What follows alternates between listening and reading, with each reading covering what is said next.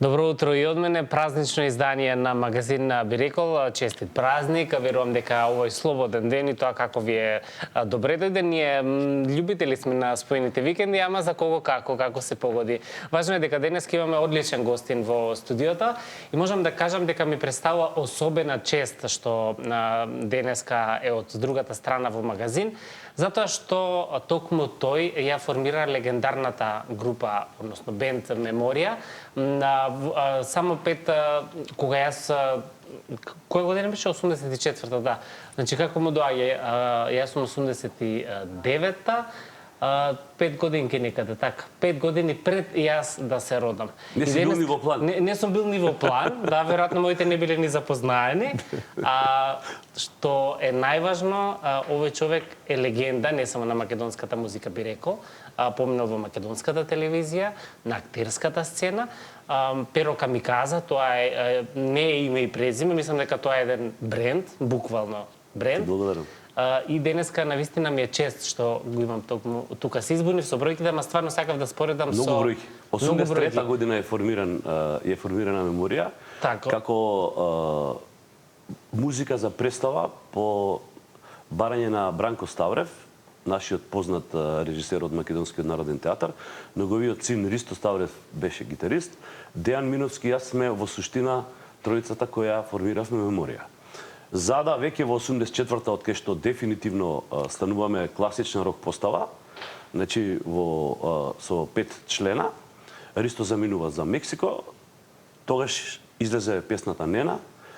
Зоран Илич, за жал починат, е човекот кој ја испеа прв песната Нена и Нена стана прва на сите топ листи во тогашна Југославија, што беше реткост, бидејќи на македонски јазик рок состав немаше со вокал исполнително исполнето песна, туку Лепи Сол во тоа време беа навистина голем состав, но тие свиреа претежно преработки на македонската музика. Така да Нена беше по 7 до 10 недели на сите топ листи прва. Вау.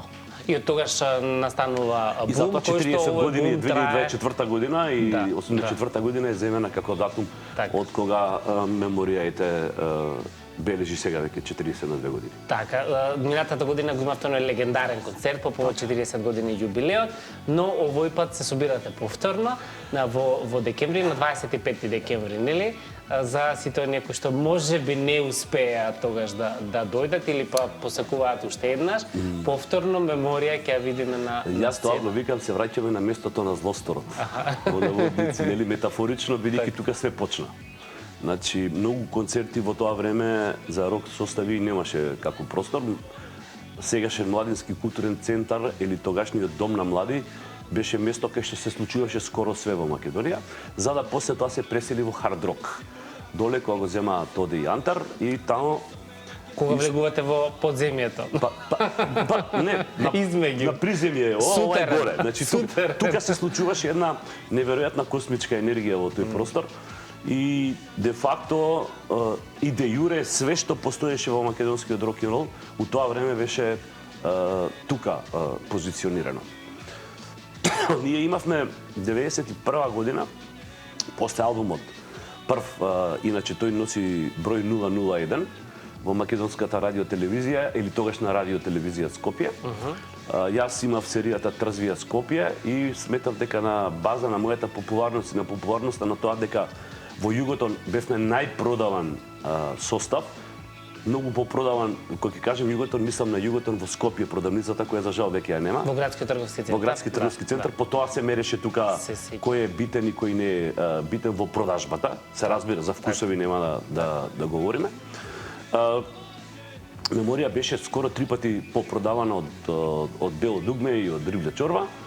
И јас се засилив тој декември, отприлика ова време беше, малце порано, мислам дека околу 15 декември, да правиме 3 концерта, најавивме во тогашен Младински културен центар. За тој декември? За тој декември. Значи, сега зборуваме... Значи, некоја недела пред концертите, тогаш официјално ти текнува?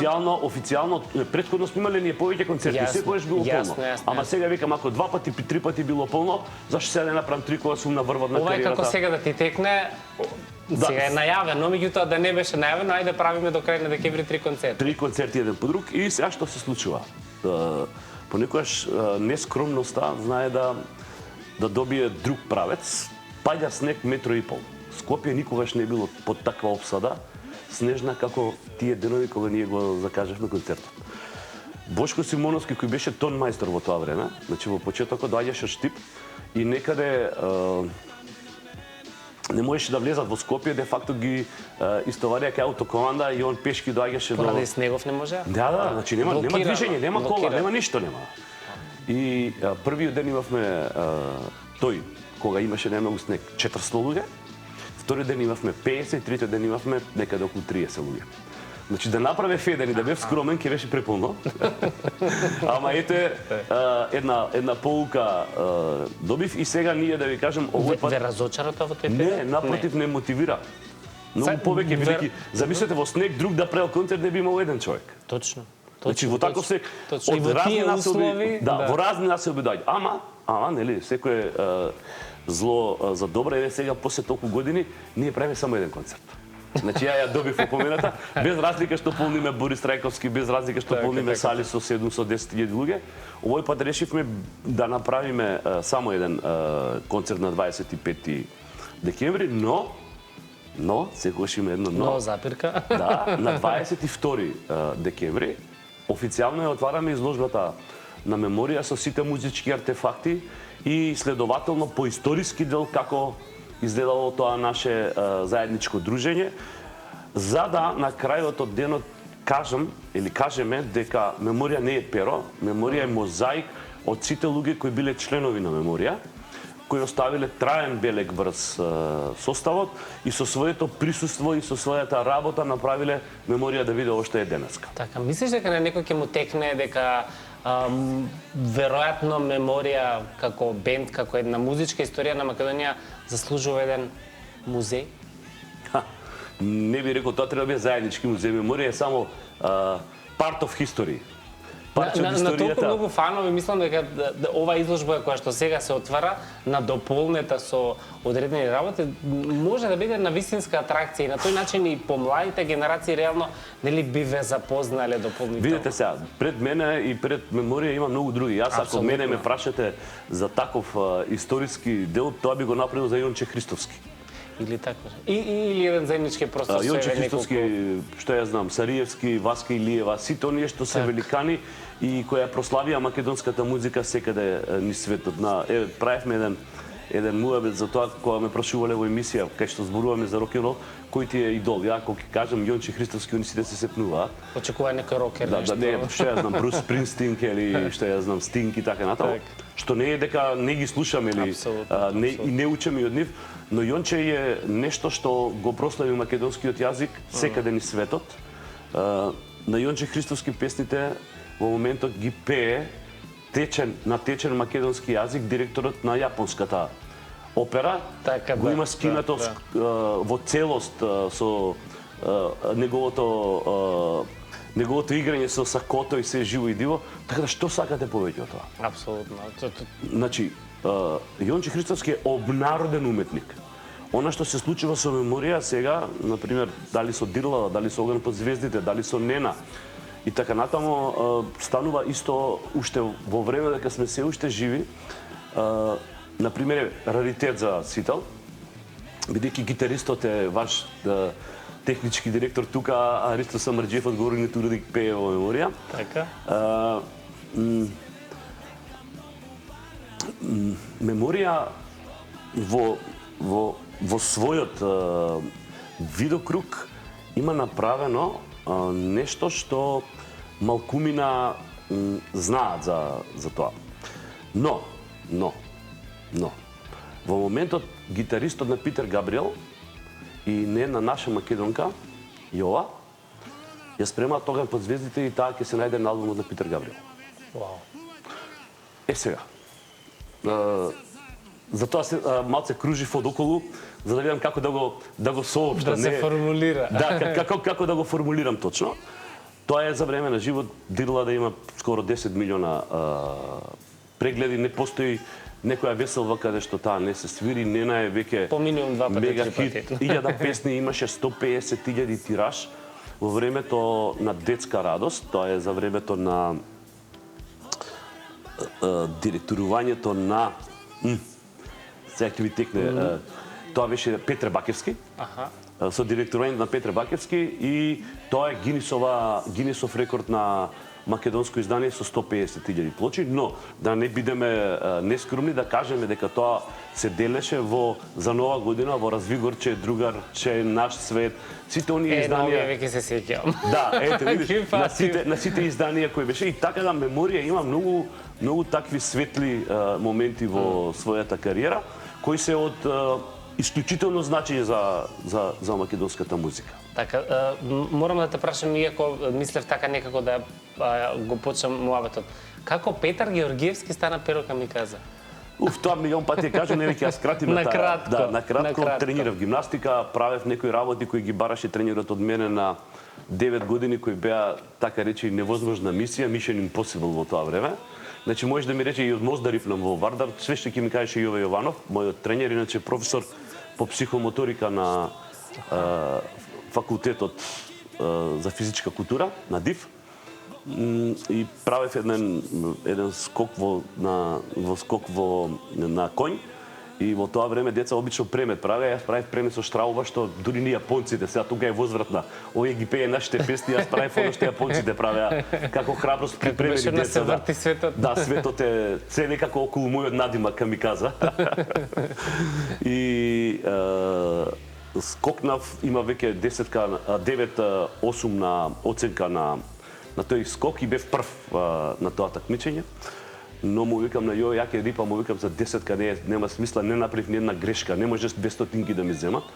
Скокнав, скрши 2 ребра и вика као Камиказа си бе човече, уште 2 справите чекаат, што е работава. И ги извежбав и тие 2 справи со такви 2 скршени ребра и он вика као Камиказа си, децата враќајќи се со воз од Словенија, Камиказа и ми остана димакот и сполајмо на Бога, еве толку години го носаме. Вака како ми раскажуваш, ми е тотално јасно како си лидер целото ова време со сите моменти кои што ги правиш, со сите твои работни места, ангажмани, веројатно тоа е таа енергија која што еве уште како млад си имал во спортот. На докажување дека можеш, на она лудост од повеќе да се направи. Знаеш што, може би, сум ја слушал интуицијата која ме водела, која ме бренувала. Од секогаш било тоа предпоставено, нели? Интуицијата е таа што тоа е Божиот глас во нас. Сега прашање дали вие на Божиот глас ќе му речете ајде ти ости сега така таа работа или ќе се водите по тоа, затоа кај мене се случувале разни бранови, малку музика, малку спорт, па малку литература, па малку ова, па малку она. Така да сум го следел патот кога секогаш сум имал други намери, сум бил горе на преслушување и после ме враќал назад преслушан. Така да во последните од 28 години натаму 3 пати сум имал клиничка смрт и 3 пати сум се вратил на овој свет. Да, не знам дали да ја нашумаме темава, бидејќи еден многу важен момент би рекол, буквално што велиш едно подсетување кога животот го гледаш одгоре. Од астрална позиција. Од астрална позиција, тоа вака не може да го објасниш, нели? Секако дека не може да го објасниш. Па можем ги гледаш сите доле што зборуваат, све слушаш комплетно.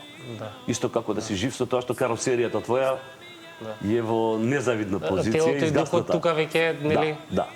Ама јас сум се враќал во таа каросерија и сполајмо на Бога за оваа каросерија, бидејќи што оваа каросерија надвор од мисловниот и емотивен дел има издржано, што све физички има претрпено и колку ќотек има изедено, метафорично тоа само каросеријава се знае. Така, ти се промени ли перцепцијата на животот после овие моменти? Би се променуваше се помалку, за да на крај во последната станам тотален емпата, значи емпатично ги чувствувам болката, ја чувствувам болката на сите луѓе, помагам 10 струко повеќе од тоа што претходно го правев. Едноставно станувате подобар човек.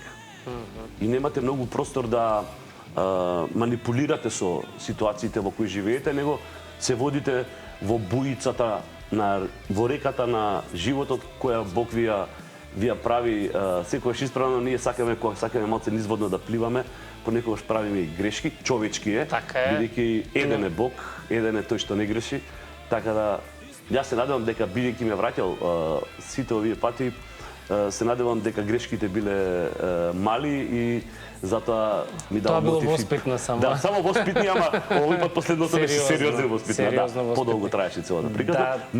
Но, може би како пример, јас тотиот ден истрчав полумаратон во Скопје. Од болест во која секој трети умира, секој втори останува траен инвалид, а секој трети, тоест јас, е полуздрав, што би се рекло. Јас докажав дека после 100 и кусур дена од таква сериозна болест, и тоа е инфаркт на плуќа, да не раскажувам дека од длабоката венска тромбоза произлегува, истрчав полумаратон и еве ме сега пред вас жив и здрав веќе 7 година. Без скоро никакви проблеми од таа област. Браво. А доби дозвола од лекарите или малку беше контра нив? Бев многу бандоглав и си го слушав телото и интуицијата што ми кажуваше дедо Бог. Гладува во тие 100 и неколку денови, пиев само сок од цветло, морков, јаволко, ананас и џумбир. 100 и нешто дена бев, тоа се вика Бројсов метод. Значи го употребував. Не внесуваше било друга храна. Стварно? Никаква храна, да. 100 и нешто дена. 3 месеци беше на нови напиток. 101 ден. 101 ден. Да. И 116-тиот истрчав полумаратон. Што се случува на телото после 100? Се исчисти цело тело комплетно од сите токсини и отрови. Да ви кажем на работа, исто, ако, ајде уште 2 реченици, 3. Кога отидов во Мегамед на проверка, имате еден голем екран, и тој докторот што вика, ајде дојди вамо, ја мислам, сега Бог знае што ми нашле. Вика, кој ти кажал дека си имал пулмонална емболија, вика, тој ништо, вика, немаш ни една лезија, вика, на плуќата. Вика, нодзеве, вика, тоа што немаш, вика, проодност, вика, на десната нога од артериите, такви колатерали направило подобри од реалните артерии што ги имаш. И му кажам, добро, што тоа значи? Тоа значи дека ти си здрав човек, вика, не знам како тоа те воделе. Ние имаме тука со стотици што доаѓаат со ваква диагноза, тоа е драматично како изгледаат. Му кажам, ја не знам, тој некој да вика да не случајно, му кажам, што да кажеш дека случајно ме легнали у кревет, не може 2 метра додам, му викам. Може воздух да земам, плукав крв. И вака говори, добро, го вика главниот што е тој Гелели, како се вика, и тој даде најдобар одговор од сите. Вика, гледај, вика, ова му рекле пулмонална емболија. Вика, па еве ги гледаш резултати, не ги донеси претходните резултати. Има луѓе што умираат од грип, му вика, има. Има луѓе, вика, што оздравуваат од грип, има. Епа, и од пулмонална емболија има луѓе што остануваат инвалиди и умираат, и има овој што оздравуваат. Тоа е целото решение. Али без Божја помош, се ова ја што сум го правил голо. Апсолутно. Како викаат, сите имаме некоја мисија. Де факто, јас мислам дека тогаш се уверив дека има мисија, да, дефинитивно. Вау. Да, ова е кој живот поред, не е важно. Важно е дека е со енергија. Еден е цело време со мали прекини. Со потцепници. Со мали дремки. Со ЕПП. Платен. Кратка пауза. Платен или не платен маркетинг? Па сега, како ќе го земеш? Скапо платен е.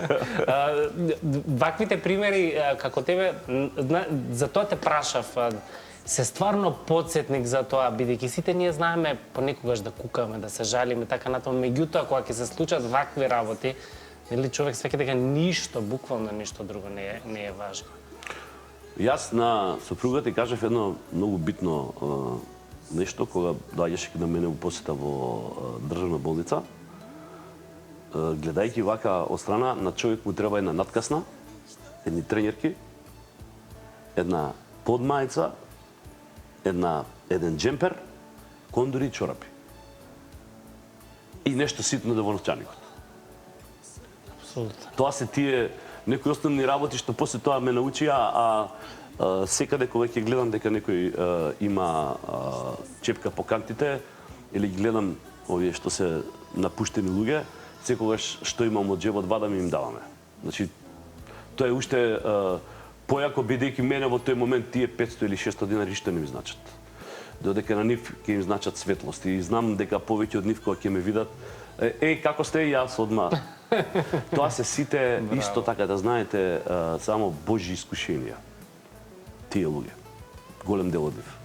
и да им помагате секогаш кога имате можност да им помагате. Така. Колку се може, нели? Секоја помош е 50 денари, 100 денари, 20 денари, не е битно. Значи покажете добра волја, покажете емпатија кон тие луѓе и можам да ти кажам дека од кога су последен пат вратен, оние што се дволични и што се луѓе што имаат процес на проблем со себе, значи имаат две личности во себе, нив не можам да ги откриам.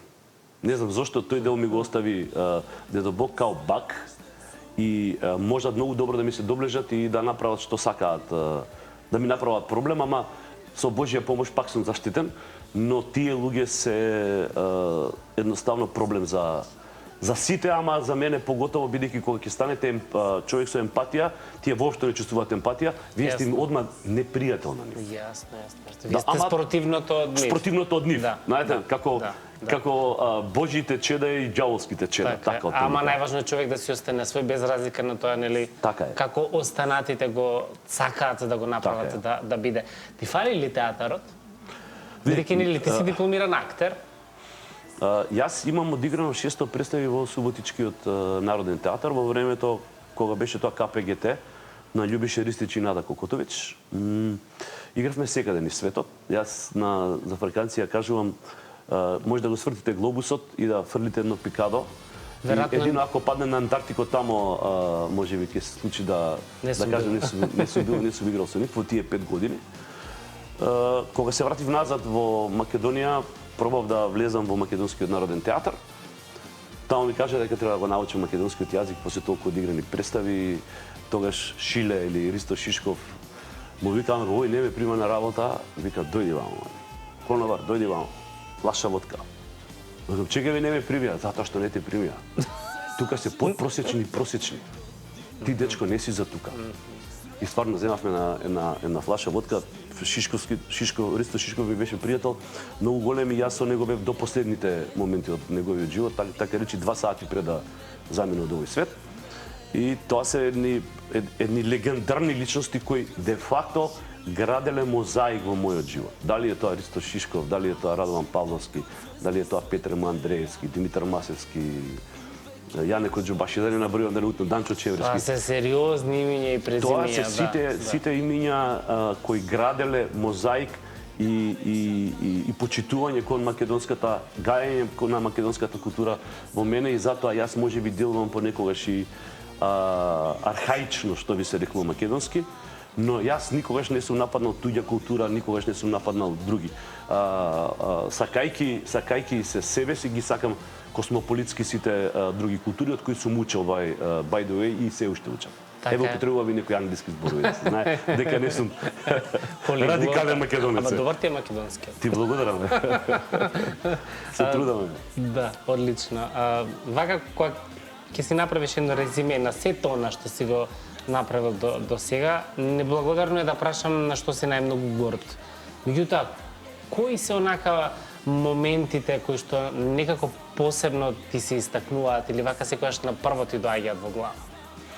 Па, реално, бидејќи цело време трчам, немам време назад да правам ретроспектива. Правих и муабет, заборавив на тоа дека јас имам близу 10.000 минути музика за филм, театар и телевизиски серии правено. Значи, дали е тоа серијата Бумбари, дали е тоа Трзвија Скопје, каде што и играм и музика имам правено. Тоа беше предизвик да си од две страни. По тоа Богдан Попџорчев, Господа го прости, режисерот, навистина јас и Богдан имавме многу заедничко во целата приказна и дури кога му тепаа во првиот дел од Трзвија Скопје, каде што погинувам, каде што ме бодат со нож као Рио, во наредната серија ме направи да си го играм братот.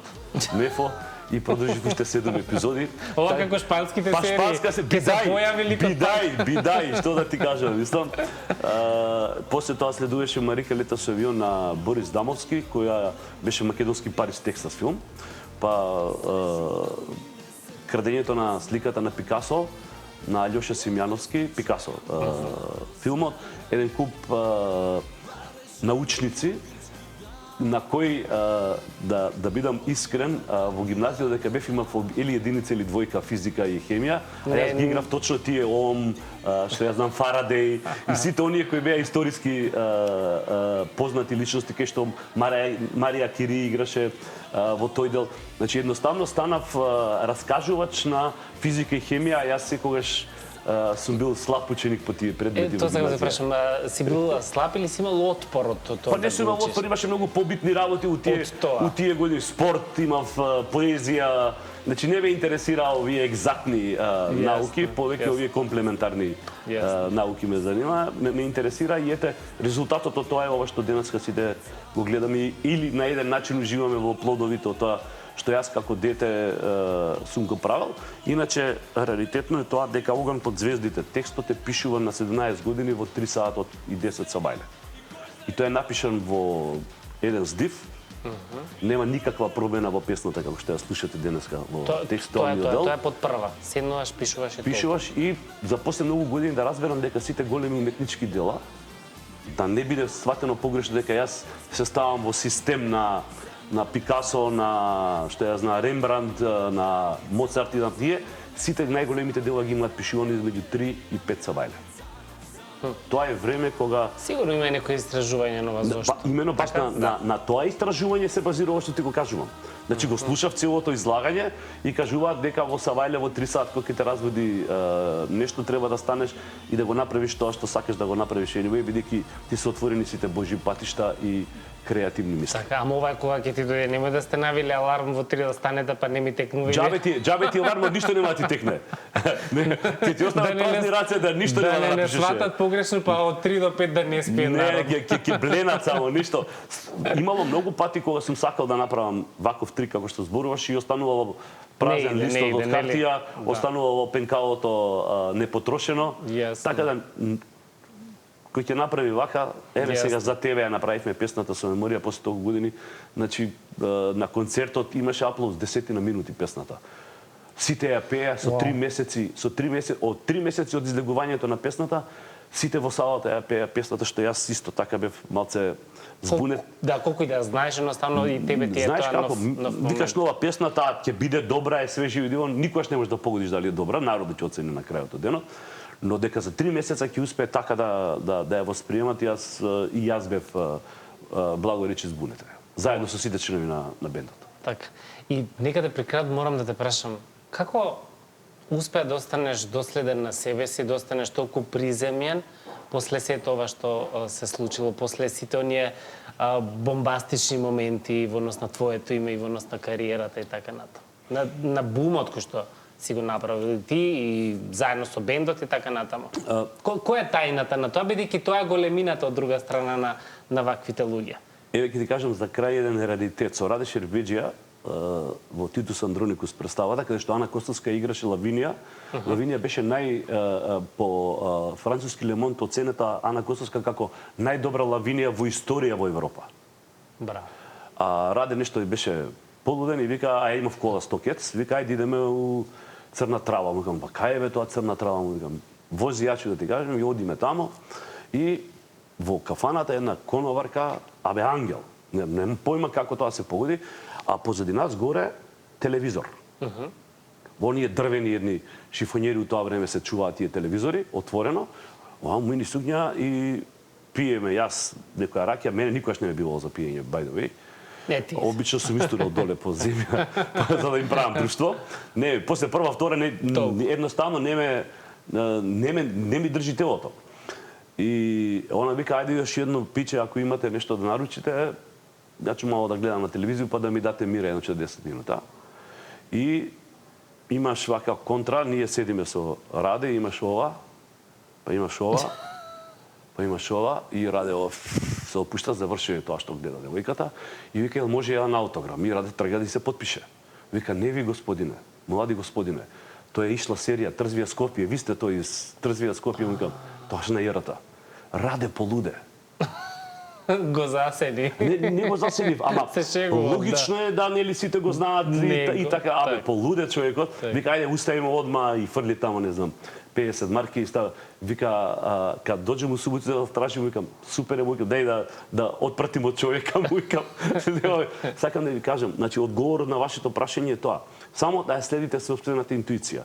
Таа интуиција ќе ве направи и подобар човек, и ќе направи да го извадите максимумот од тоа што Бог ви го дал како канделце во вашето тело. Многу бав завршеток на емисијата. Многу ти благодарам денеска. Ова беше едно просветление од другата страна.